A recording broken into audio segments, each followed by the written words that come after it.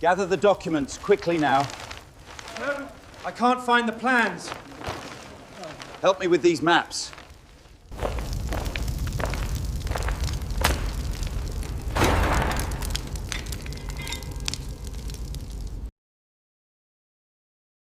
Mara unrolled the stained parchment at the reading table and flinched when the inked blade tilted toward a drawn pit.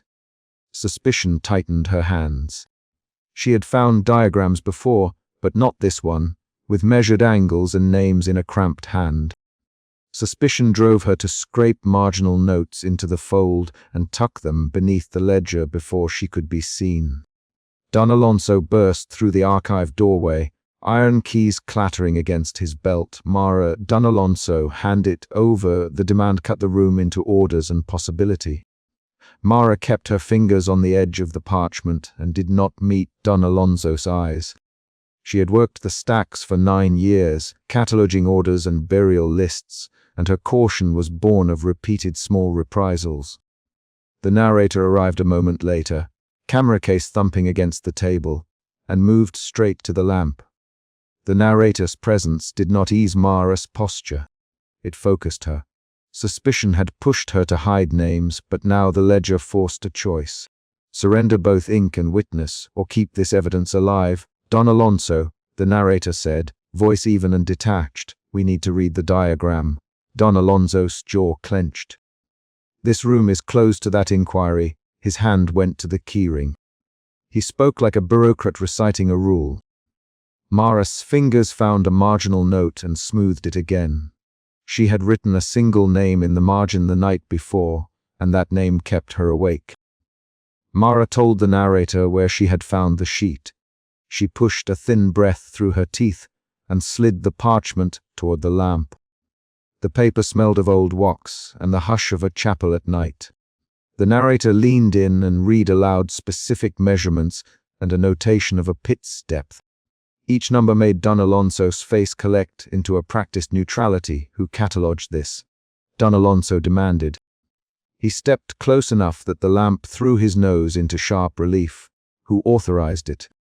Mara answered with a movement of the chin toward the ledger bound in dark leather across the table. The ledger's cover bore smeared initials and an inked seal. The narrator set his notebook on the ledger and tapped it. He recorded the seal S-shape with a steady hand. Mara's hesitation became a small decision. She could hand the parchment to Don Alonso and watch it be sealed, or she could produce the ledger and foresaw scrutiny. Her suspicion shifted into a quiet resolve. The ledger is here, she said. Her voice trembled. The narrator picked up the ledger and opened to a brittle page. He read one phrase aloud. Orders for restraint and sensory procedure, and a marginal Latin note that listed local coordinates. The paper detailed a hanging blade and repeated instructions for timekeeping and food rationing for prisoners. Don Alonso tried to close the ledger. He put his hand over the page. This is dangerous, Mara. You know the penalties for exposing ecclesiastical matters. His tone was low, measured, a bureaucratic warning. The narrator ignored the hand and traced a set of names inked in a cramped hand. He read 3 names slowly while Mara watched his lips. Each spoken name made her breathe faster. Mara slid a second, smaller parchment onto the table. She pointed to a marginal entry where a living name appeared. An escaped prisoner recorded as Juan del Aro, reported living. The narrator raised his head. Juan del Aro still lives? He asked. Don Alonso's eyes narrowed. Not lives openly. He survives somewhere between villages. He is of no consequence now. His fingers closed on the ledger's edge and left an ink smear. The mention of Juan shifted Maria's motion from catalogue to pursuit. Doubt entered her hands. Could she risk searching for a living witness? Doubt tightened her jaw. Fear made the candle flame tremble in its holder. She had long been the custodian of truth kept in brittle paper. Now the truth demanded action outside the archive. We can locate him, Mara said. Her voice dropped. The narrator marked the entry, then looked to Don Alonso. Permission to follow this lead. Don Alonso laughed softly, and the laugh had no warmth, no permission necessary. The archive closes on such matters. The city needs order. He gestured toward the vault door. He angled his keyring and became the tangible weight of institutional force. Mara felt the ledger grain under her palm and understood the ledger would not be safe under his watch. The narrator set a compact lamp on the ledger and photographed the marginal notes. He read aloud a phrase describing a setup of a serrated blade suspended on a rope and timed to swing above a pit over long hours. His voice was steady. The words themselves, measurements, supply lists, a note on soot and scorch marks, changed suspicion into fear in the room. Mara touched her throat, tasting the metallic of dried blood on her tongue from some remembered shrine cleaning. Her hand left a faint dust pattern on the paper. Outside the archive's stairwell a heavy footfall sounded. Don Alonso's body stiffened. He moved toward the vault door and fit a key into the lock with a practiced motion. The narrator closed the ledger and placed it into his case. He did not hide it. He did not speak of destruction. He recorded details, then asked Mara for any additional entries naming sites. She pulled a stub of paper from inside her apron, a list of burned chapels and odd notations, and set it next to the ledger. An external event occurred then. A scraping from the chapel above, a sound like a shovel dragged across wood. All three looked up. Don Alonso's face lost its controlled color. He turned toward the stairs. They say the sub-chamber is sealed. He said those records should remain sealed. His voice carried a threat in a bureaucratic register. Mara felt fear collapse into urgency. "We need to see it," she said. They crossed the stone threshold into the chapel while Dawn tried to push a thin light through high windows. The narrator's camera case thumped against his side. Don Alonso walked with his keys heavy. Mara kept her satchel tight at her hip. The chapel smelled of wax and scorched wood. The floor tiles bore dark circles where chains had rested. Each tile registered in Mara's memory as a catalogue entry. Now each tile told numbers aloud. They found the trapdoor near the altar. Don Alonso produced a slender iron key and the lock yielded with a metallic cry. The door lifted to reveal a ladder and then a dark, narrow shaft. Air rose cold from below. The narrator clipped a lantern to a belt and descended first, light cutting the stair into rings. Mara followed, fingers grazing the ladder rungs, heart hammering. Don Alonso paused at the hatch and did not descend immediately. His hesitancy was a new face of control. At the bottom, the subchamber widened into a charred cell. Scorching had blackened the walls, and the center of the floor held a scorched pit. A serrated blade hung above, lodged on a rusted axle, and tilted like an accusation. The narrator crouched and turned the blade by hand. It scraped with an old metallic sound. Mara reached toward the blade but stopped when her fingers brushed charred cloth beside the pit, a torn sleeve still bearing a thread of embroidered trim. She folded back the scrap and found a folded rosary entangled in the fabric. An external discovery shifted the scene. A scrap of paper protruded from the torn sleeve, an identity tag pressed between cloth layers with the name Juan del Roro in a handwriting Mara recognized from the ledger. Her breath left her in a small sound. "Juan del Roro," she said, naming the living witness aloud. Don Alonso's face changed, and he stepped forward. "That is impossible," he said. "We sealed this chamber years ago." His voice sounded far away, as though cataloging a failed report. Mara drew a thin, deliberate breath. Her suspicion had become certainty. Her doubt collapsed into resolve. She took the rosary out and held it. Her hands shook. The narrator photographed the rosary and the sleeve. He read aloud a ledger entry that matched the embroidery pattern to a local parish. The match made the evidence contiguous. Don Alonso took a step back and set his iron signet ring on the edge of the pit. A short, rapid argument broke out. "Don Alonso," the narrator said, "how do you explain an active device and a living name in your records?" Don Alonso's reply was precise. "The ledger has been misread. The name references a clerk, not a prisoner. You knew of this," Mara said. "You locked the ledger. I sealed records to preserve order." "Don Alonso, order," Mara answered. "You sealed this because order protected men like you. The exchange followed 3 quick returns. The narrator pressed for dates. Mara demanded names. Don Alonso countered with procedure. The argument exposed a new detail. Ink patterns beneath the ledger's top page that matched Don Alonso's office hand. The narrator asked Don Alonso to place his hand near the ink for comparison. Don Alonso hesitated, then placed his ink-stained thumb on the ledger's edge. The mark matched. No one spoke for a beat long enough to feel the weight of the evidence. Mara felt anger arrive like heat under her skin. It sharpened her actions. She opened her satchel and produced a folded copy of the marginalia she had secreted. Her hands were steady now. She turned the pages and read a ledger passage that ordered testing of sensory deprivation and time-bound blade operation. The words were plain and administrative. The narrator recorded each phrase with an indifferent precision. Don Alonso listened and then shifted tone, offering an explanation that tried to turn technical necessity into moral duty. That attempt at rationalization produced a twist. The narrator found a second set of orders, dated more recently than the ledger's primary entries. Entries penned in a different hand that annotated maintenance schedules and a note mentioning the inspector's favor. The inspector named in the note was someone Don Alonso reported to.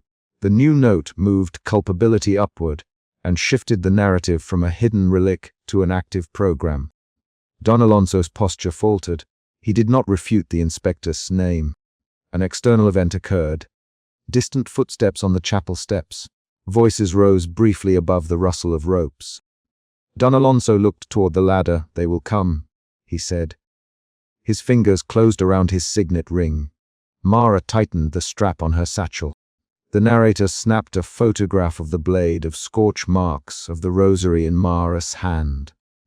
The external noise increased and then diminished, as if someone had paused at the threshold. Mara spoke with sudden clarity. "If Juan del Aro still lives, he can identify faces." Her sentence cut the room into possible actions. The narrator asked, "How do we find him?" Mara produced a folded map from her satchel. She traced a route with a finger, naming villages and a ruined mill. Her motions were precise. She had already cross-referenced ledger coordinates. Doubt flickered at the corner of her mouth. Would searching for John endanger her? But then she folded the map and squared her shoulders. Don Alonso stepped toward the ladder. "You cannot leave with those papers." His voice hardened into policy. Mara held the rosary out without speaking. "I will not hand them to you," she said. Her decision carried both fear and resolve. The fear made her fingers tremble. The resolve made her keep the ledger copy. The narrator put his case over his shoulder. "We will go now," Don Alonso answered with an order to stop. 3 sharp words that tried to reassert control. A cliffhanger arrived when the chapel door creaked and a figure's shadow passed across the top of the stairwell. The steps held silence for a heartbeat. Then a voice called from above, "Don Alonso, there is a message for the archive." Don Alonso turned. The shadow at the top of the stairs was not named. The presence forced a quick choice. Pursue Juan now or remain to confront whoever had come to the chapel. Mara and the narrator exchanged looks. The narrator's hand rested on the lantern. His fingers tightened. They left the chapel with the ledger copy zipped into Mara's satchel, and the rosary tucked into the lining. Outside, the morning had not yet warmed the stones. Don Alonso watched them from the chapel threshold and spoke in a voice that was close to a threat. "You will regret exposing this," he said. "You will see what order protects." Mara did not flinch. She walked away with a measured gait that turned her haste into determined steps. Down in the lane, the narrator recorded the names again for the ledger, reading them into a small recorder so every syllable was preserved. Mara said the names aloud too, slower, as if pronouncing them made them more concrete. The act of naming converted abstract marginalia into people with faces and homes. The narrator asked Mara to describe Juan's probable hideouts. She gave a list of 3 places and the reasons behind each choice. A tanner's daughter who owed a debt to Juan, a miller who had sheltered him years earlier, and a priest who traded coin for silence. Don Alonso returned to the chapel and closed the heavy door behind him. He pulled a slip of paper from his doublet and set it into his palm. He read a line and then pinned the paper the ledger's main shelf with a needle. He moved like someone cataloging an outcome before it happened. The narrator and Mara walked toward the mill with the map and the rosary and the ledger copy. Each step carried both urgency and a new kind of fear that their movement had been noted. At the mill, a woman opened the door and recognized Mara. "Mara," she said, naming her with an old familiarity. The woman ushered them inside. They found damp straw and the scent of leather. The narrator photographed a faded struck through ledger nailed to a beam. The ledger's entries matched the patterns Mara had described. An external event. The miller slammed his palm on the table when asked about shelter. He saw he had not seen Juan in 2 years. His denial raised the possibility that Juan had moved or been taken. The narrator read aloud the ledger copy again. Mara watched the miller and his hands. The miller avoided her eyes. Finally, he said, "He came once and left a note." "I burned the note," the narrator's recorder clicked. Don Alonso's name came up in the miller's denial. The miller mouthed it like someone trying a bad taste. The narrator recorded the refusal as evidence and asked for witnesses. 2 neighbors stood at the doorway and nodded. They confirmed a story of a carriage seen at night, and a man in a dark doublet who asked questions. Mara folded her map and considered the next steps. Her suspicion had turned to a belief that an official operation had been active and recent. Her actions reflected that belief. She kept the ledger copy sealed beneath cloth. She repeated the names aloud, and she chose the most likely hiding place to investigate next. The narrator remained close, taking notes in a clipped, factual cadence. Don Alonso's threat had been specific. It had named consequences. That specificity hardened Mara's resolve to protect the ledger by moving quickly. They left the mill with a new lead. The narrator and Mara walked in a line. Their steps matched. The landscape narrowed into a ruined chapel where the final coordinate placed Juan. As they approached, Mara's breath came in short, steady pulls. Her hands were not quiet now. She checked the rosary, the ledger copy, and the map in order. Each gesture revealed the emotion shifts she had undergone. Suspicion, doubt, resolve, fear, then decisive action. They found the ruined chapel door unlatched. Inside, the plaster had peeled and soot streaked the beams. At the back, someone had reassembled a simple cot. A man crouched there, head lowered. Mara called his name. "Juan del Aro," she said. He lifted his head slowly and met her eyes. His face was flayed by exhaustion and a fresh, thin scar ran along his cheek where a rope had cut him. He touched the rosary that Mara held up and nodded. Juan spoke in small sentences. "They came for me once," he said. "I escaped during the night. I hide with anyone who will not ask questions." Mara asked him for the details of the device. He described the pit, the blade's groove, the hours measured by a rope and counterweight, and names of men who had come to observe. The narrator recorded each detail without comment. Don Alonso's name did not come directly from Juan, but a description matched an official hand that the narrator had traced in the ledger. A final confrontation occurred when the miller arrived with 2 neighbors and pointed toward the chapel steps, where a carriage had been noticed. They spoke of men in dark doublets and an iron signet ring. Don Alonso's presence hung between the ledger entries and Juan's description like a pressed seal. Mara stood and asked Juan if he could identify faces from a list. He could. She unfolded the ledger copy and pointed. Juan named 2 names and then paused when he saw the handwriting that matched Don Alonso's office hand. "This one took my brother." The sentence landed like a verdict. The narrator recorded Juan's naming of a victim and then closed his notebook. He had the rosary, the ledger copy, the photograph of the blade, and the recorded testimony. Don Alonso, back in the chapel threshold that morning, would have to decide how to answer a ledger that tied his office to action. The narrator's role was to preserve the chain. Mara's role had been to choose exposure over accommodation. John's naming had shifted the chapter into a concrete accusation. They left the ruined chapel with John walking between Mar and the narrator. The road ahead would require other witnesses and proof to connect handwriting to orders and names to faces. Don Alonso did not follow. He remained in his office with the seal and the key, and he had placed a slip of paper on the shelf as if to file away the chapter's existence.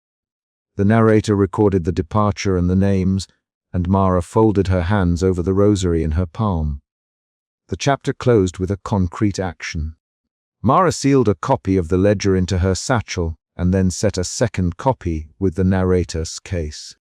She slid the rosary into the internal pocket and locked the satchel with a small, crude iron key. Don Alonso watched from the chapel doorway and said in a cold, factual tone, "You have made a choice." Mara did not answer with a speech. She turned, walked away, and the ledger's edge pressed against her side as a physical promise to pursue the living name she had uncovered. Emotion root. Suspicion begins the chapter and pushes Mara to hide marginalia and then act. Emotion shifts occur when her suspicion becomes fear at the discovery of the active device, then shifts to resolve when she chooses to protect the ledger copy, and later to determined action when she leads the search for John. The narrator remains detached, recording facts. Don Alonso alternates between bureaucratic calm and veiled threat. John provides living testimony that alters the stakes permanently. The chapter ends with a contained resolution of the immediate conflict. Mara secures evidence. John is found and names perpetrators. Don Alonso departs carrying the threat, but it leaves the larger pursuit open. More names, more witnesses, and an institutional inertia that will demand further choices. A sergeant's hand closed on Mara's wrist as she ran the cloister with the wrapped parchment. He gripped the linen bundle and barked her name. Suspicion tightened her fingers around the leather. She had no right to carry the page outside the reading table. The sergeant dragged her into shadow and demanded the parcel at once. Mara kept her chin down and let her hands go limp for a moment, testing his weight. She had unrolled a stained parchment at the reading table days earlier and recoiled at a diagram of a blade tilting toward a pit. That image had lodged under her nails. The parchment in her satchel was a copy, pressed thin by midnight tracing. Suspicion drove her first steps. She believed the document tied the Inquisition to a device she had only read of in fiction. That belief made her move that night. "Sergeant," Mara said, voice low, "please. This belongs in the archive." She moved like someone counting seconds. Her breathing was steady but quick. The Sergeant Ruiz searched the folds and hissed when he saw the inked angles. "Don Alonso will want this, Ruiz." He ordered restraint for anything that links us to these devices. Ruiz thumbed the schematic, then looked up. His eyes darted along the cloister stones. Mara felt fear tighten at the base of her throat. She jabbed a shoulder and pushed past Ruiz. Her foot slipped on moss. Ruiz tightened his grip until the linen rasped. She heard the chapel clock somewhere counting the slow hours. The concrete stake was simple and immediate. If Don Alonso took the document, names would be closed in a ledger and bodies might follow. She did not plead for the woman whose name she had covered in marginalia. The woman Isabel lived quietly under Mara's watch. Revealing the ledger's ties would expose Isabel to summons. Mara's fingers curled on the satchel strap. Her hesitation changed into an offer. Ruiz looked toward the heavy wooden door of the archive. "You brought this to hide it," he said. "I preserved it," Mara replied. "I only preserve records." Her voice was thin but precise. She kept her eyes on Ruiz and counted phrases she had used before at the reading table. She had learned the tone that irritated authority without giving it ammunition. They marched her to the secure archive cell. The door clanged and locked behind them. The smell inside was oil and old glue, the air pressed by heavy shutters. Don Alonso waited, hands folded behind his back. He let the ledger sit closed on the table like an accusation. Don Alonso spoke with a low, Steady authority, Mara de la Cruz, he said. Explain yourself. His voice did not shout, but every word cut like a file through timber. Mara set the satchel on the table and placed both palms on it. Don Alonso, she said. I only catalogue. I found diagrams that match the pendulum descriptions from the pamphlets. They are paired with dates and orders. Her eyes flicked to the ledger, then to his hands. She held her posture like a patient measuring oxygen. Don Alonso tilted his head and studied her. Names, dates, schematics. Show me. He produced a key and snapped it open with the scratch of iron on wood. The ledger felt heavier than its weight when he set it between them. He opened the bound pages with careful fingers. The entries were tight and deliberate. Dates, places, names. Don Alonso pointed to a schematic labeled in a small, cramped hand. The terms were formal, clinical, and matched the pendulum's parts. Mara recognized one name, and the breath left her chest. Isabel Paredes, she said. The name scraped out of her like a bone. She is under my care. Her hands trembled briefly, and she hid it by folding her fingers over the satchel strap. Don Alonso's jaw did not move. Isabel Paredes, he repeated, noted. Who gave the order? His eyes flicked over the lines and landed on a marginal slip folded into the ledger. He pried it free with his thumb. Diego, the archivist assistant, watched from a dim corner. He had a night oil lamp and an expression as if holding a small, precarious cup. He had worked with Mara for years and knew which name she would protect. Diego stepped forward and laid a single finger on the table. Don Alonso. Diego, voice low. The marginalia runs in different hands. Some are clerks, some are signatures. The slips moved between offices. His manner was careful. He did not want to indict himself. Diego, Mara said. Tell him how the notations appear. She spoke quickly, precise, the way she had described papers to visiting scholars. Notes appear as scheduling marks, then as orders. The schematic ink matches the orders.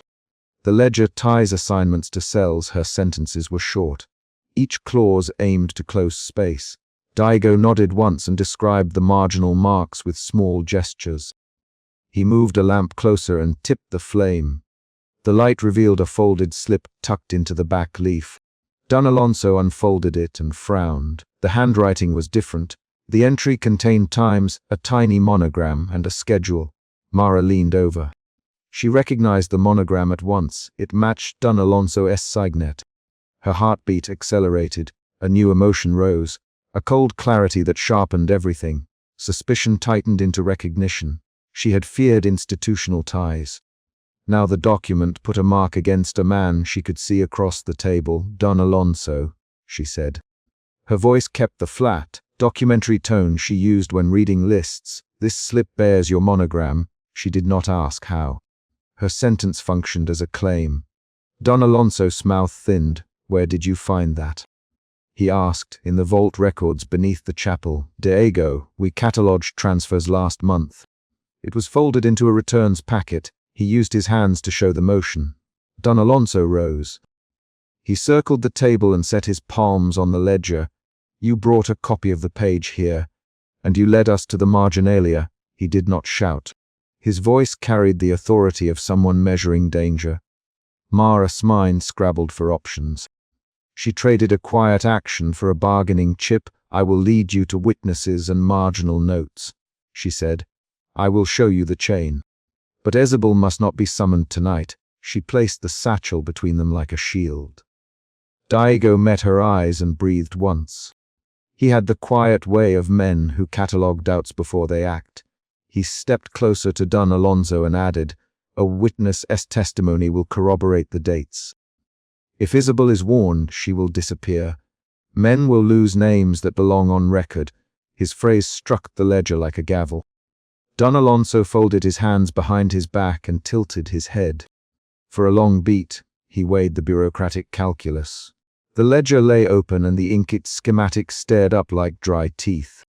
His face held a bureaucrat's patience and a man's readiness to act. They descended into the stone vault together. Torches burned short and the air tasted of ash and cold iron. Mara had been in the vault before.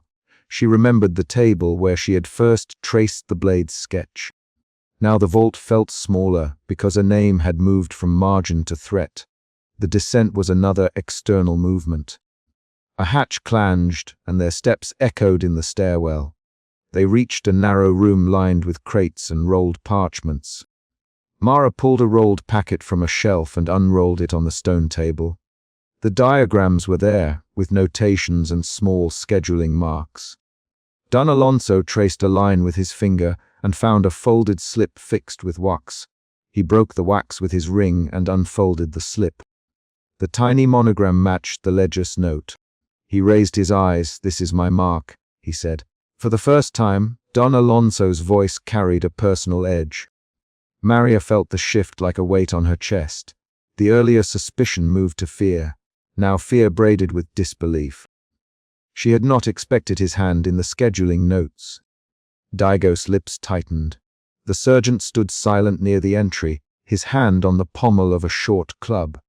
Don Alonso reached out to seize the parchment on the table. His fingers closed near the ink. Mara reacted without thinking. She stepped in and grabbed the corner of the rolled sheet. "Don Alonso, hands away," Mara said. Her voice quivered. She pulled the packet toward her chest. Daigo moved to the shelf and slid a small, folded copy into Mara's apron pocket. The assistant's fingers were steady. He had known which pages Mara would want to save. He placed the copy in her satchel while Don Alonso's back was turned. Don Alonso whirled. For a second he looked like a man about to purge a fault. He struck the table with the heel of his hand, and the ledger jumped. "You hide documents." He demanded. Mara did not hide, Diego. She preserved records. She preserved names. His voice sharpened, like a blade on metal. The chamber tightened. Don Alonso's face lost its measured calm. He stepped toward Mara and reached for the satchel. His signet caught the light. For an instant, his hand closed on nothing. He made a decision there. Seize the sheet and bury it, or let the record stand. His eyes flicked to the sergeant, then to the rolled schematics. There was a quick back and forth of voices. "Don Alonso, give me the copy." Now Mara gripped the satchel harder. "Don Alonso," Mara said, "Isabel will be summoned if you take those names. I can lead men to marginal notes." The exchange went rapid, each line short. "Daigo, produce witness names," Don Alonso ordered. "I will not betray the people I catalogue." Daigo replied. "Diego, Don Alonso." Now the command was flat, bureaucratic. Daigo swallowed and slid a parchment across the table. The names were brief. A baker, a maid, a shoemaker. Each name was paired with times. The ledger's authority fell like a net over those small lives. Daigo's hand trembled slightly when he placed the paper. Mara felt the ledger's weight as both proof and weapon. She stepped toward Don Alonso and offered a conditional exchange. "You lock the ledger for now," she said. "Let me guide your men to the marginalia and witnesses. Do not summon Isabel tonight." Her sentence was a plea disguised as procedure. Don Alonso hesitated. The delay lasted 3 precise beats. He set his palm on the ledger and considered the cost of exposure versus the cost of control. Finally, he spoke. "You will lead us at first light," he said. "Diego will accompany you. If any name moves, I will decide the consequence." His voice closed the bargain. Mara nodded and handed the satchel over with a measured motion. She had traded a copy for an immediate promise. She felt a small surge. Clarity had slid into action. The first emotion shift, suspicion to fear to clarity, had gated her choices. The chapter's immediate danger resolved into a plan, but not into safety. On the stair to the courtyard, the sergeant walked on Mara's left. Daigo followed on her right with the lamp. The night pressed in tight. Mara slipped her hand into the satchel and palmed the concealed copy Daigo had tucked there. Her thumb brushed the folded paper, and she moved it to the inner seam of her apron. The action was light, but it altered the ledger's future. They marched her to a guard post and passed under the chapel arch. Men lined the perimeter with lanterns.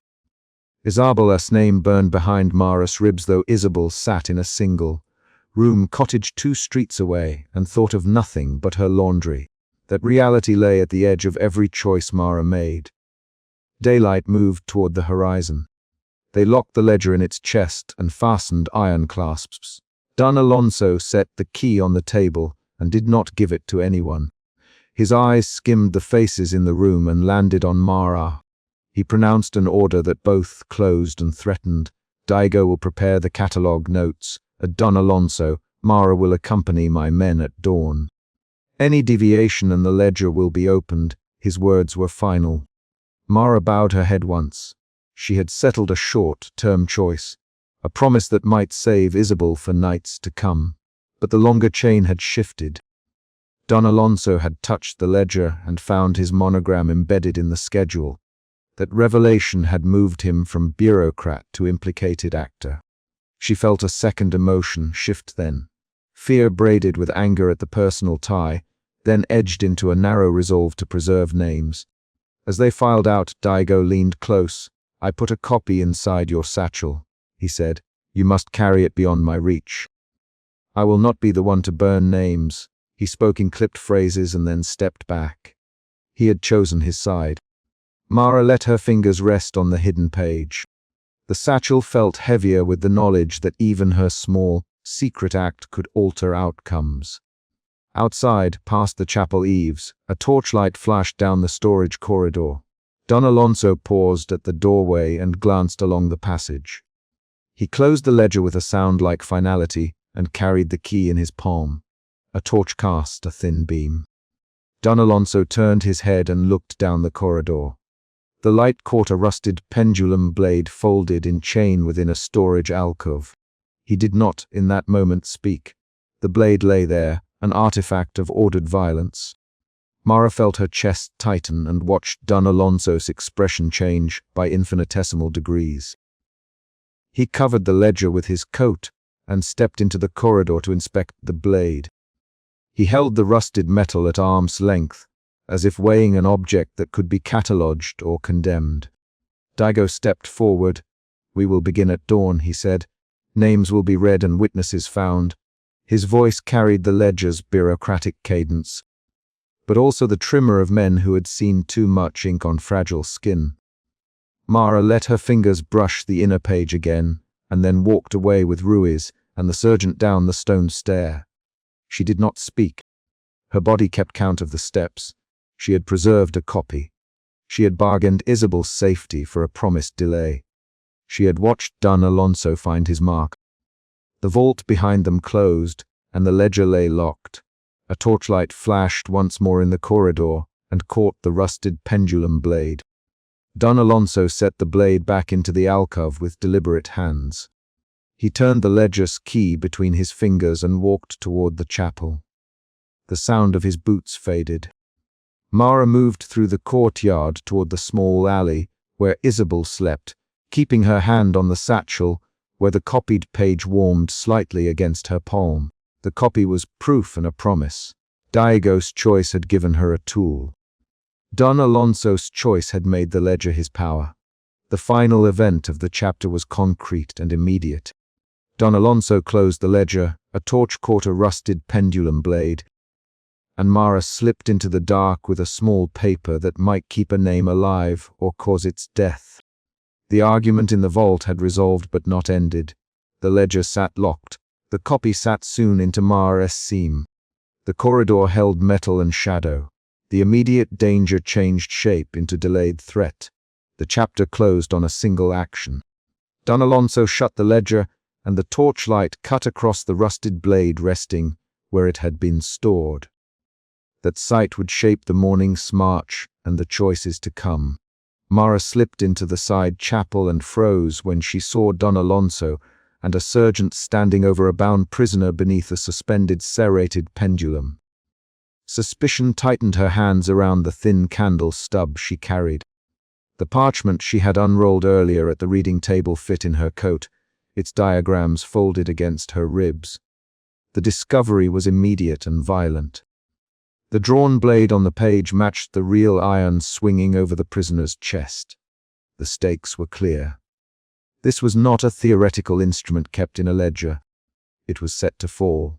She moved without sound along the easel. Her foot struck a loose flagstone, and she bit air instead of a cry. Don Alonso did not look at her first. He checked the mechanism, then the ledger on the table, as if the machine required paperwork more than approval. The sergeant kept his hand on the prisoner's shoulder and grinned with teeth that caught the candlelight. Mara had opened the parchment in the archive and felt the ache of suspicion then.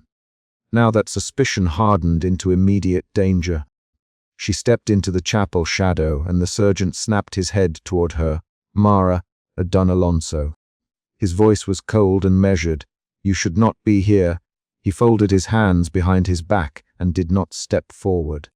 The ledger lay open on the table, a pen beside it. The prisoner lifted his eyes and mouthed a name. The name was familiar to Mara from marginal notes she had scraped into the fold the week before. She remembered copying those margins at the reading table in whispering light. The memory of the sergeant seizing her wrist in the cloister returned. He had dragged her to shadow and demanded the parcel. That earlier violence now tied directly to the iron above a man's chest. Mara forced her jaw steady. Her throat felt raw from holding breath. She kept her hands visible and set the candle on the stone rail. She did not speak first. The prisoner, a thin man with a shaved crown, tried to bend his head to the guards and said one word.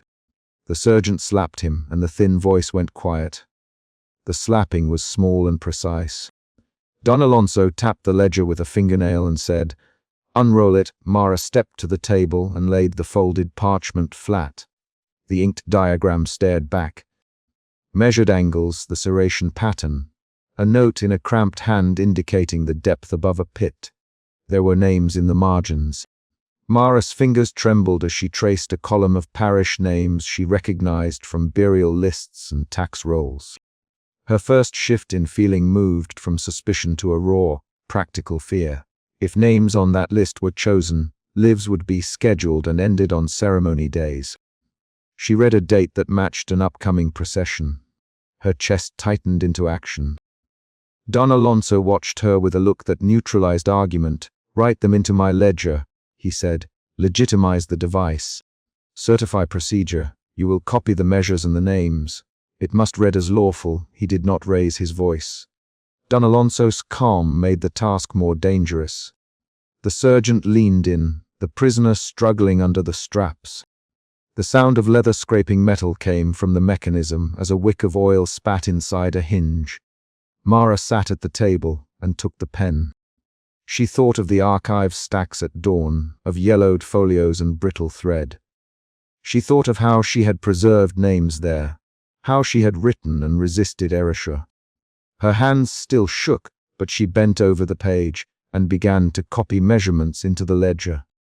Writing became an act of survival and complicity at once. The second emotion shift arrived. Fear gave way to a calculating resolve. She scanned the margin for names she could save, counting letters as if suturing a wound. "Write clearly," the sergeant said. "Do not smudge. Don Alonso will sign when you finish." He meant to make her complicit. Mara wrote each number with careful, flat strokes. She pronounced nothing. When she came to a column with 3 names that belonged to a small hamlet she had catalogued, she paused and touched the ink. One name, in particular, belonged to a woman who had once brought her a loaf when the shelves at the archive ran low. The prisoner had tried to say that woman's name earlier, and the sergeant had struck him. Mara could not let that name vanish. She wrote the first 2 names exactly as shown. Then she made a small, deliberate alteration in the ledger notation. She inverted a numeral in the margin and set a faint counter mark beneath it. The movement was slight, a careful flourish known only to clerks and archivists. To any cursory reader it would look like a neat correction. To someone who knew the ledger system, it would signal a later cross-reference. This choice was the chapter's quiet pivot. Don Alonso leaned over her shoulder and watched the motion. He did not see the counter mark until after he had the pen. "Enough, Don Alonso." He took the ledger from her hands and read the entries aloud with the same flat detachment he used for trials. "This certifies a lawful punishment." "This is in order." His words aimed to stop any thought of protest. The prisoner tried to cry a name, but the sergeant's palm closed over his mouth, and the man's breath pushed out in a quick hiss. Mara felt the ledger between her and the prisoner like a thin shield and a blade at once. Her hands were still warm from the pen. Don Alonso's instructions shifted the room into ritual. He ordered the sergeant to tighten the straps another notch.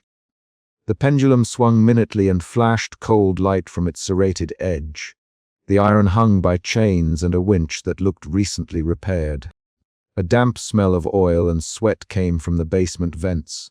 The sergeant pulled a small iron key from his belt and turned a ratchet. Each turn was audible like deliberate counting. The prisoner tried to turn his head toward Mara and mouthed, "Mara!" She responded with a single, clipped motion. She slid a fragment of parchment out from under the larger sheet and folded it under her palm. The sergeant's inspection came next. He stepped between Mara and the exit and searched her satchel. Mara shifted the weight of the satchel and kept her face calm. Her fingers brushed the folded scrap. The third emotional shift arrived, from resolve to panic, then back to tactical composure. Panic burned briefly when the sergeant's hand rifled through papers and fingers scraped the edge of the scrap. He found a ledger stub and handed it to Don Alonso. She had taken this from the table earlier, he said. Don Alonso. He did not call her by any polite names. You cannot carry pages from the archive without permission. You know the rule. The sergeant's hand lingered on the strap of the satchel. Mara felt exposed. She thought of the morning when she had first copied marginal notes into the fold. She had not imagined returning to find iron above a man. She had imagined paper, not a machine tuned for certain people. A low argument began, quick and clipped. Don Alonso's voice was steady. The sergeant's words were blunt. The prisoner made a sound like a sob caught in the throat. There were 3 short lines of back and forth between Don Alonso and the sergeant about procedure. Who would sign what, whether witnesses were required, how to log the device. Each line moved the plan forward. Mara answered once in a small voice. "I will copy everything you need." She forced the pen into his hand when he asked again and watched as Don Alonso wrote a certification with a slow, deliberate script. The prisoner broke the ritual when he blurted a name, an unexpected reveal that altered the ledger's purpose. It was Don Alonso's order, Dua Isabel. On the 3rd bell, the name clattered in the chapel. Mara's fingers went numb. Don Alonso's face did not change. The sergeant slapped the prisoner's face so hard the man's jaw snapped. "Shut him," the sergeant said.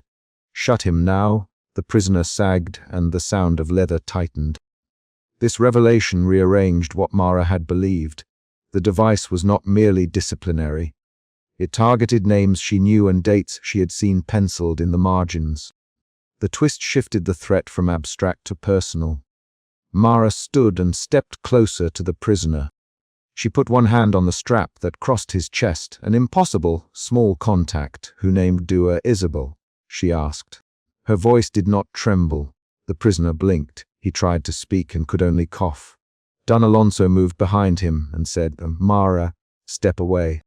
Stand by the table and sign the ledger." The order forced her to choose.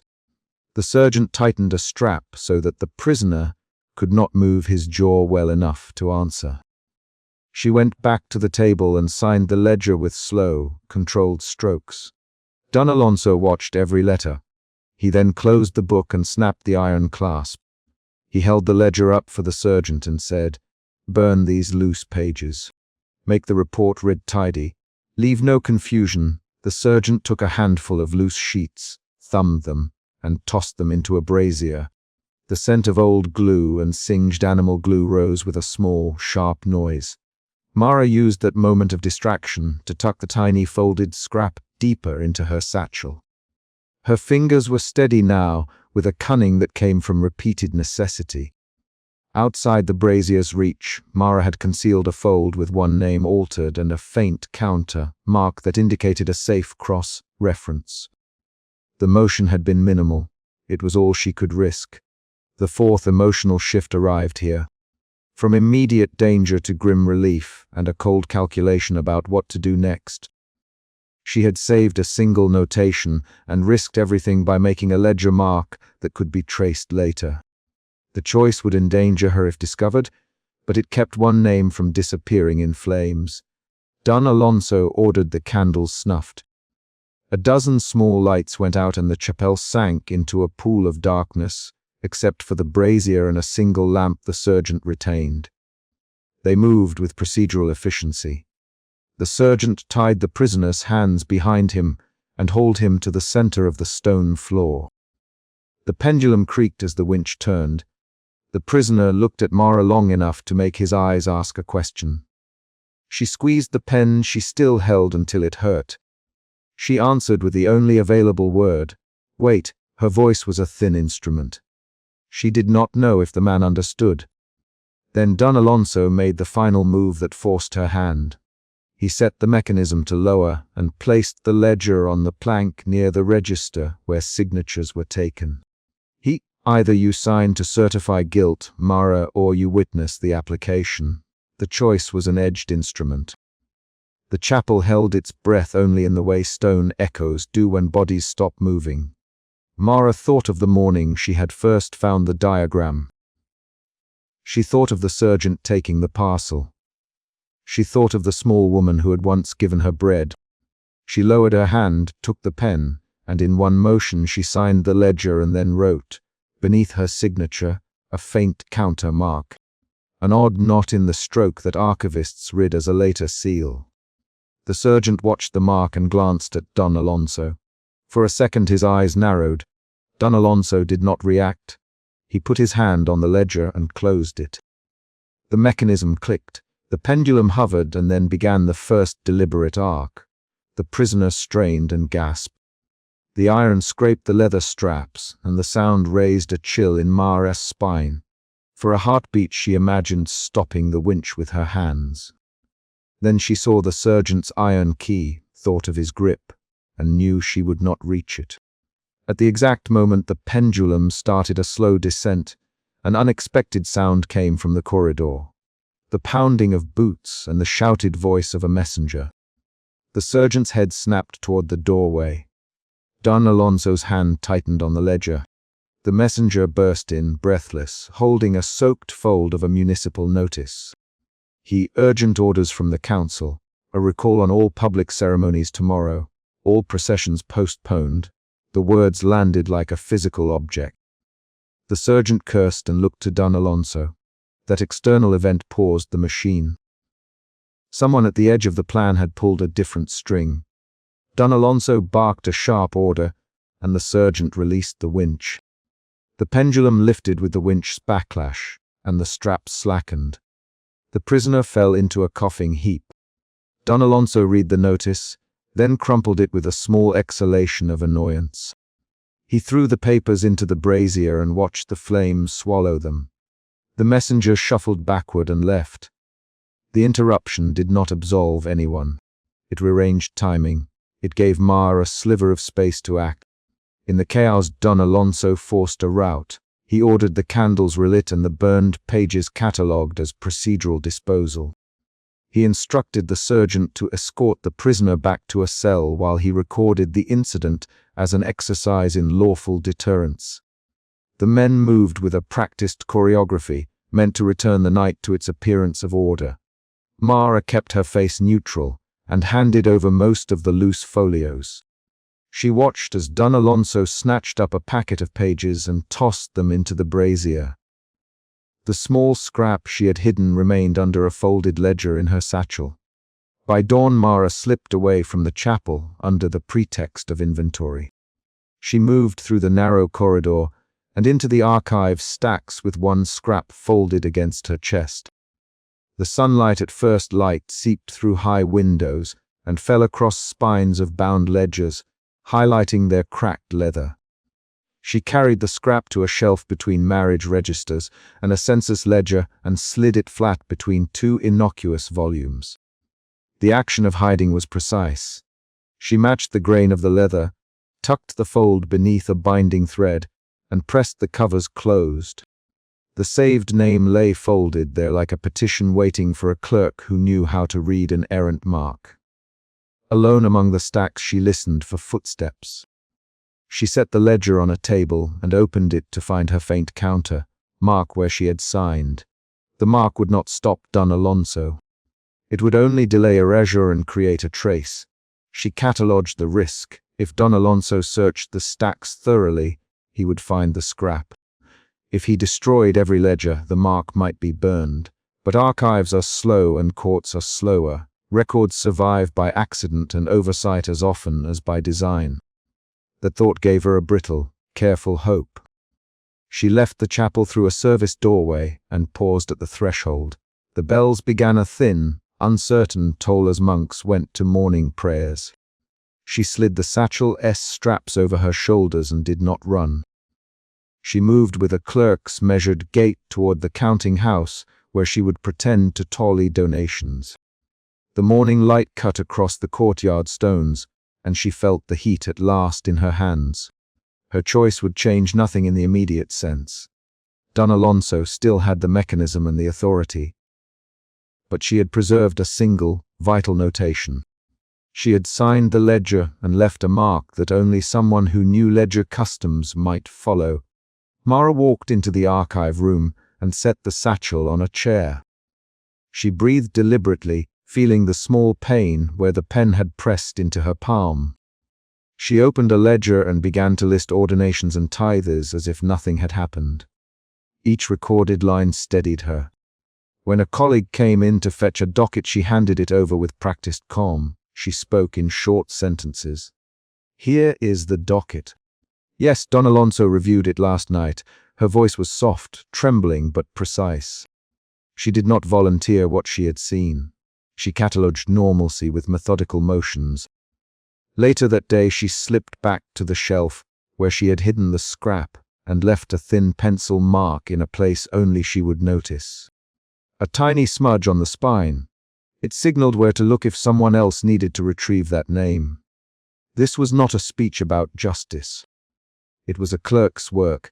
It was a promise kept with ink and a single stolen motion. The chapter closes on that concrete act. Mara locking the archive door behind her after cataloguing a bundle, the key cold in her palm, the tiny smudge on the shelf as a secret tally.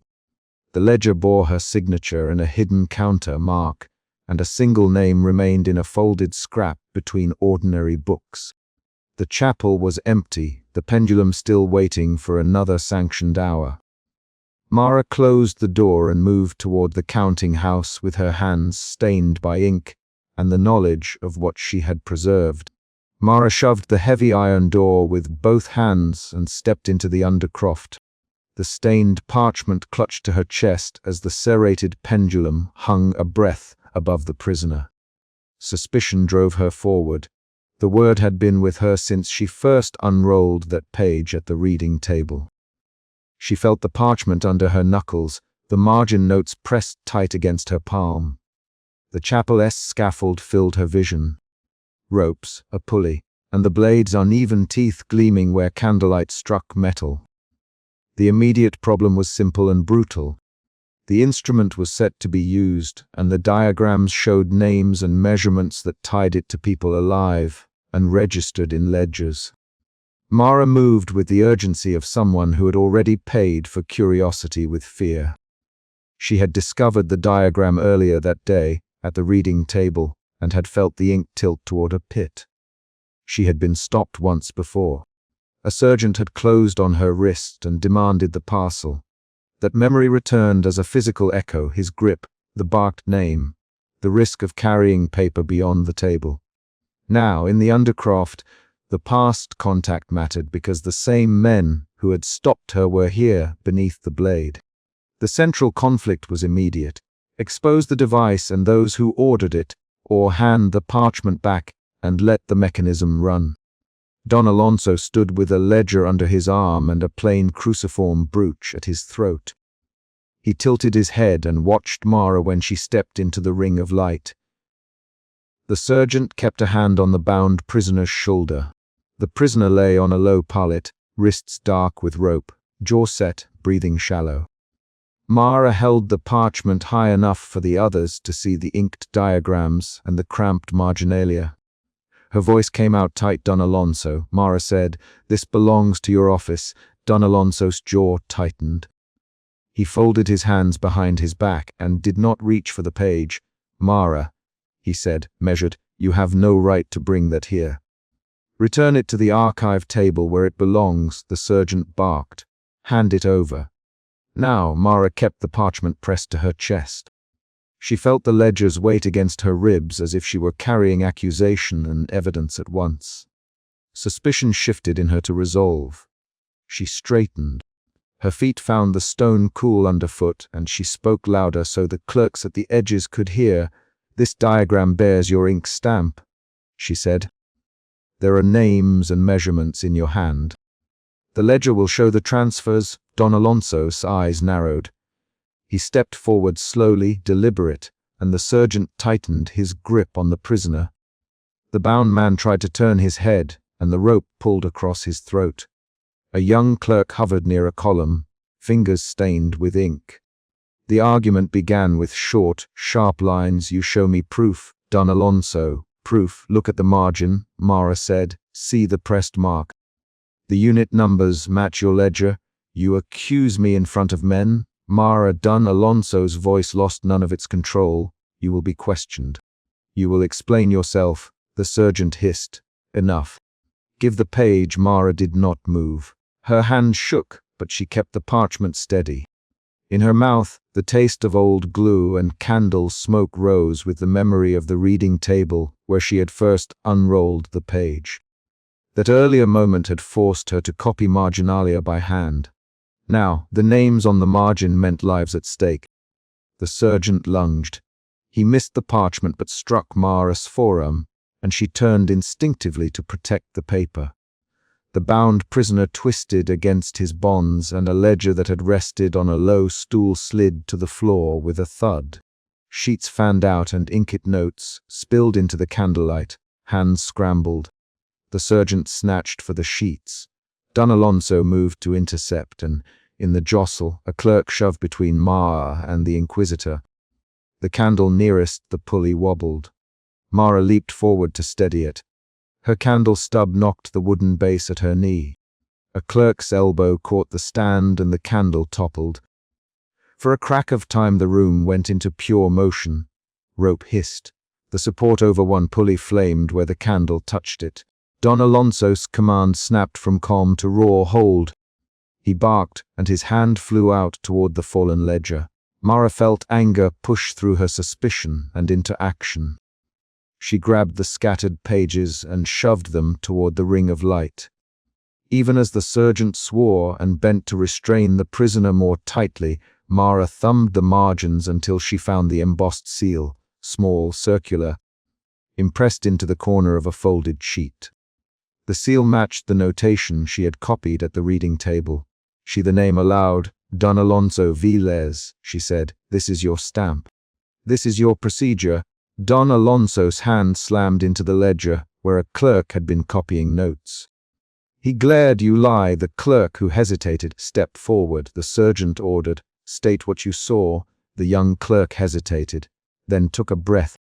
"I saw Don Alonso take a folded sheet from his doublet 3 weeks past and place it in the ledger," the clerk said, voice high. "I wrote the receipt. I stamped it." That admission was a small collision, but it changed the room.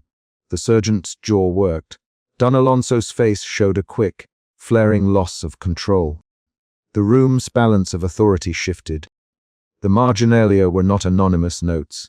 They tied procedure to an office and a man. The argument turned harsher and faster. Voices overlapped. "You are accusing me with a clerk's word, Don Alonso. There is a stamp. The angles on the diagram match the ledger entries. Names are listed for testing and restraint." Mara kept speaking, pacing as evidence of motion. "This is insubordination, Don Alonso. I will have you bound for interfering with holy order. You would use the order to silence the ledger." The clerk snapped. "You will not erase those names." 3 members of the clerical staff closed in, but one young assistant put a hand against a fallen page and hesitated. The assistant had copied marginalia earlier for Mara. In that pause, the assistant's choice tightened the knot of possibility. The police rope, already charred at one point by the fallen candle, gave a sudden rasp. The snapped fiber whined and the pendulum tilted, metal bit stone. The blade swung with irregular arcs and struck the scaffold with a metallic scream. Don Alonso lost his footing as a fallen beam knocked him back against the wall. The prisoner was crushed under shifting timbers and ropes frayed the bindings. He slid free and fell onto the stone with a groan. The collapse was the chapter's peak. The mechanism that had been meant to control a single life instead threw the entire chamber into violence. The sound filled the underground. Groaning wood, a repeated metallic scrape, the hiss of smoldering rope, a candle extinguisher's soft thud. In the chaos, the pendulum swung unpredictable and hit a support, then a chain, then a stone. Sparks flew. Don Alonso crashed to the floor. The sergeant's shoulder hit a fallen beam. Clerks and young men shoved and swore. Mara had the parchment loose now, and the ledger lay open at her feet. She did not think in long lines. She moved, secure the prisoner. The sergeant shouted, voice raw, tie him against the wall. Search the chamber for more diagrams. Hands seized bodies. The bound prisoner, now freed, scrambled and tried to sit up. A clerk grabbed his collar and pulled him down. Don Alonso spat a curse and reached for the ledger. Two young clerks rushed to block him. There was a rapid exchange of orders and refusals, short lines, fast. No, Alonso. You will not touch that ledger, the sergeant barked, but his voice lacked the calm it had held earlier. Give it here, Don Alonso gasped. We keep copies now. One clerk said, we will write the names into 3 ledgers. You can do this without a notary, Don Alonso. We are the notary now, the clerk said. That small, defiant line carried the room forward. A second clerk turned a page and began to read names aloud so others could write them. Mara handed sheets to the young assistant and forced the ledger into the clerk's hands so the names would be scattered into as many ledgers as possible. Her hands moved with workman's precision, the same gestures she used at the reading table when preserving fragile records. In the immediate aftermath, Clara, the assistant who had been copying marginalia, pressed the folded parchment into a clerk's palm and said, make 3 copies. Do it now. Her voice had no flourish. Mara watched the clerk's fingers stop shaking and begin to write. Don Alonso, bruised and winded, spat blood and demanded suppression. He tried to rally men to his side. This is a breach of protocol, he said. We will examine these pages and decide their fate. A young clerk who had earlier hesitated stepped forward and struck the table with the heel of his hand. No, he said, we decide. The names stay. The procedure is a ledger entry now. People will know that act of young, blunt refusal counted as a second emotional shift. Mara's suspicion had turned into action.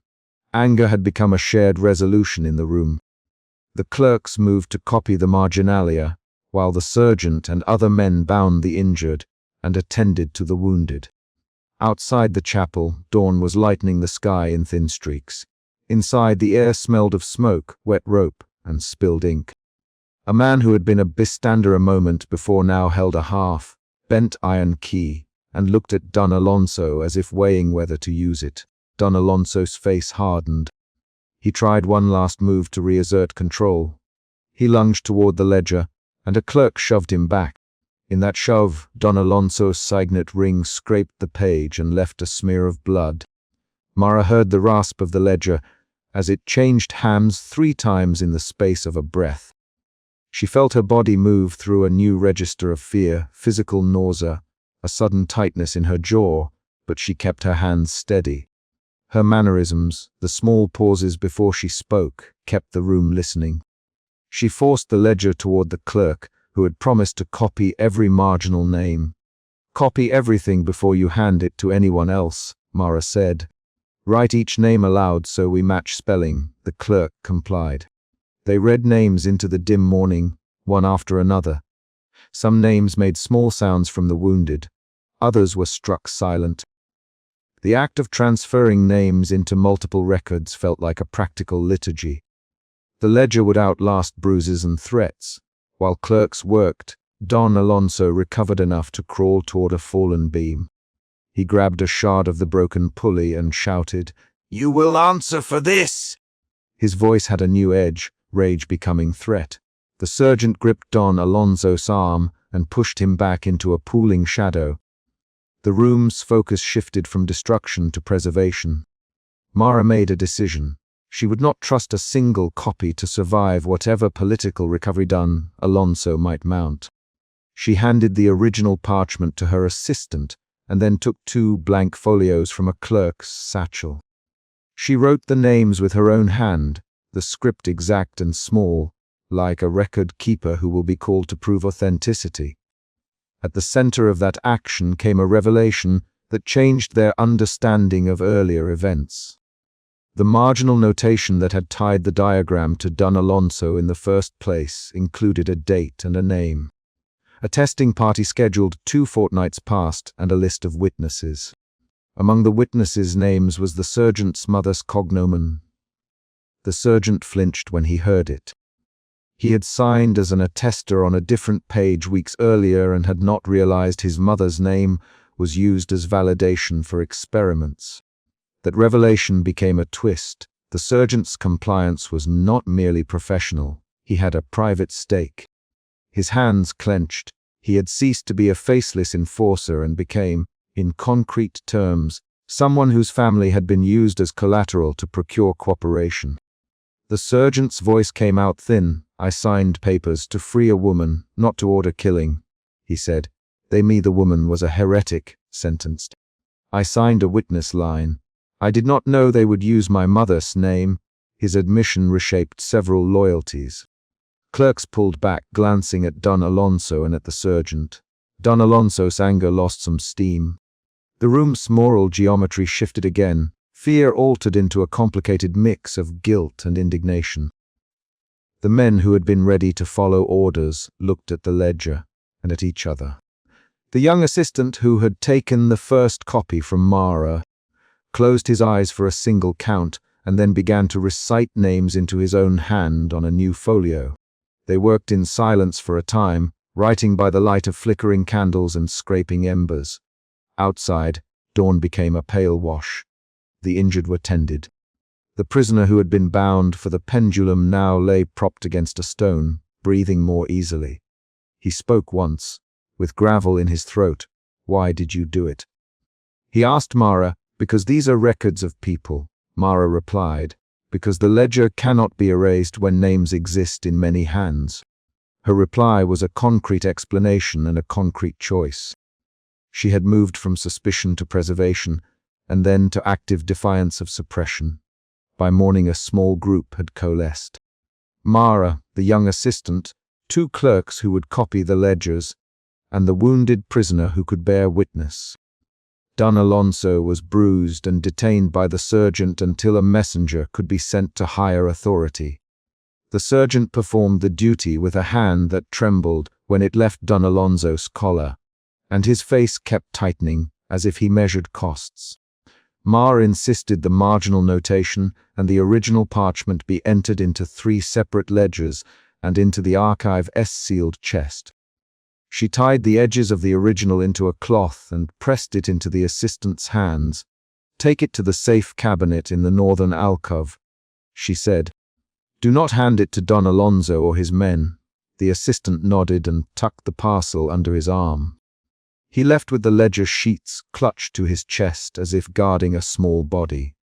That departure marked another external event, the transfer of proof out of immediate danger into controlled custody. A final defensive act remained. The warped blade lay half, buried under timbers. Mara walked out into the chapel yard while others sorted names inside. The scorched earth was cold under her boots. She carried the pendulum blade with both hands. The metal was heavy and left dark smudges on her palms. She set the blade into a shallow pit she dug with her heel and covered it with ashes and dry soil. Her actions were not speech.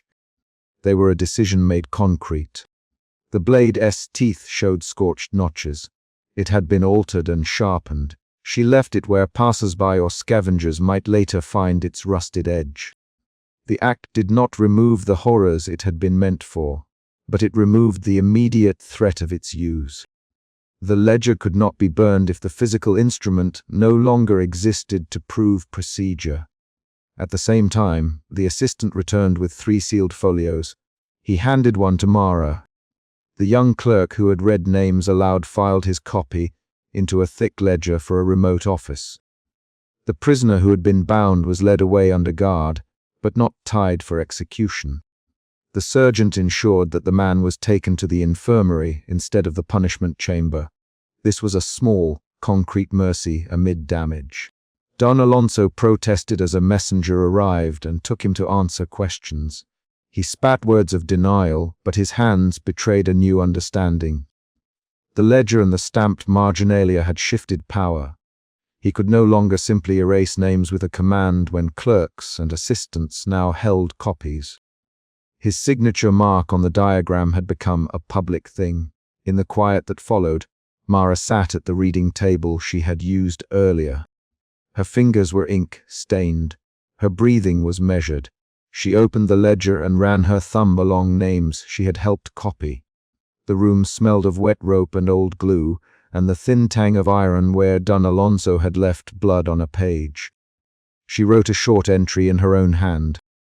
The date, the location, the list of witnesses, and the note that the original diagram had been removed and sealed in a northern chest. She signed her name. A clerk leaned in and whispered, "You saved those names." Mara did not answer with a declaration. She handed the ledger to the clerk and pointed to the assistant, who would take one copy to the parish archive outside the town. The decision had been collective, not rhetorical. The physical acts of copying and burying had replaced a speech about justice. Later, as dawn bled higher, Mara carried the half, buried shovel back toward the chapel yard. A line of small footprints crossed the scorched ground. The assistant who had taken one copy met her at the chapel door and set a small bundle down. They will know. The names will be read at 3 houses. Men now carry them. Mara looked at the bundle. Her hands closed around it in a slow movement. She thought of the sergeant and his mother's name, of the prisoner who had tried to sit up beneath the pendulum, of Don Alonso's ring that had smeared blood across a page. The chapter that had begun with a single physical choice, the decision to keep or to hand over a page, had ended with concrete changes in who could control records and who could order instruments into motion. She bent and pressed the last of the soil over the blade until the rusting teeth no longer caught at light. The act was final in the small, practical sense that mattered to her. The instrument would no longer be used tonight. She took the ledger that the clerk had placed in her hands and walked back into the archive, where by the northern alcove a clerk waited with a sealing wax and a ledger chest. Inside, the young assistant sealed the original folio into the chest with slow hands. The clerk across from him read aloud a sentence as he pressed the wax seal. Recorded by Mara de la Cruz, witness signatures present, instrument removed from chamber and half, buried outside chapel grounds. The words were simple and factual. They anchored the events. Don Alonso was escorted out under guard with his hands bound. He shouted as they drew him away, but his demands fell on a room that had already decided to scatter the evidence into multiple safe places. The sergeant, who had signed earlier papers without knowing how his mother's name was used, stood with his head lowered. He moved as if he calculated how to live with knowledge he had acquired the hard way. Mara watched Don Alonso go. Her suspicion had led her into the undercroft. Her suspicion had become resistance. Resistance had become action. Action had resulted in a chaotic pivot of the mechanism, and the pivot had forced choices from other people. The emotional path had shifted twice clearly. Suspicion to resolve to anger, and then fear to grim organized preservation. She had not spoken of feeling cleansed or reborn. She had tied names into ledgers and buried a blade. When the final sealing was done, Mara handed one copy of the marginalia to the assistant bound for the parish archives and kept one in her own satchel. She set the third copy into the chest and turned the key. The chest made a low, final sound as it closed. That sound marked a concrete end to the immediate conflict in the chapter. The device could no longer be used in secrecy, and the ledger's names were not held by a single person who could destroy them. She walked out into the yard where the blade lay hidden. The assistant stood a few paces away with his hands behind his back. A small crowd of clerks and wounded watched from the chapel steps. The prisoner who had survived the ropes had been taken away for recovery, and the sergeant had his arm in a sling. The physical consequences were visible on bodies and bindings. Mara did one final thing. She placed her palm on the patch of earth above the blade and pushed her weight into it, pressing the soil flat. She did not speak, she did not make a vow. She left the scene with the ledger in her satchel and the knowledge that names now existed in more than a single place. The last concrete beat was the assistant walking away with one copy and the chest's lock hanging closed behind them. The undercroft would be cleared, repairs made, and a messenger would carry the contested pages to higher authorities. Don Alonso would have to answer to men who could not unmake ink and paper. The pendulum's teeth had bitten stone, but it would rust where no one could use it without leaving a trail. Mara walked back through the chapel doors into a pale morning and handed the sealed copy to the clerk who had promised to file it in the northern ledger chest. He tied the ribbon and slid the folio into the chest. The final act in the chapter was concrete and unmistakable. A lock turned, a key withdrawn, and 3 copies separated into different hands. The names were safe enough for now. She stepped away from the table. Her fingers left a smudge of black on the wood where she had rested them, and for a moment she watched the ledger chest slid closed and keyed. Then she picked up her worn satchel and walked toward the cloister, the sound of her boots on stone measured and precise. The blade remained buried, the ledgers copied, the named witnesses scattered across houses and offices. The room held men who would have to answer questions they could not unwrite. Mara did not say anything as she left. She did not look back. The final paragraph of the chapter ends on action. She pushed the chapel door open and stepped into the thin, washed light of morning with the sealed folio at her side.